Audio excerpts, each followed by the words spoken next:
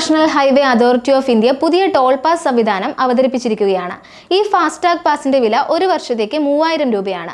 വാണിജ്യേതര കാറുകൾ, ജീപ്പുകൾ, വാനുകൾ എന്നീ വാഹനങ്ങൾക്ക് പാസ് നേട്ടമാകും.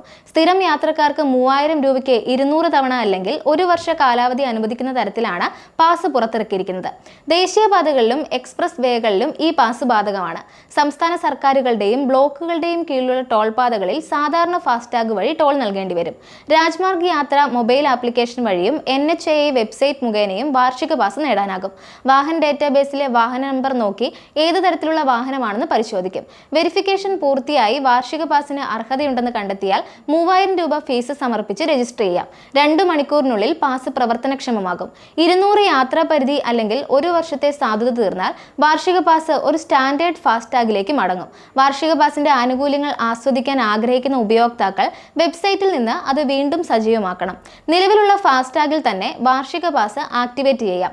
വാർഷിക പാസ് രജിസ്റ്റർ ചെയ്ത ശേഷം മറ്റ് വാഹനങ്ങളിൽ ഒട്ടിച്ച് ഉപയോഗിക്കാൻ കഴിയില്ല. അങ്ങനെയുണ്ടായാൽ പാസ് സ്വയം ഡീആക്ടിവേറ്റ് ആകും. രജിസ്റ്റർ ചെയ്ത വാഹനത്തിന്റെ മുന്നിലെ വിൻഷീൽഡ് ഗ്ലാസിൽ തന്നെ ഫാസ്ടാഗ് ഒട്ടിക്കണമെന്നാണ് ഇന്ത്യൻ ദേശീയപാത അതോറിറ്റി നിർദ്ദേശം നൽകിയിരിക്കുന്നത്.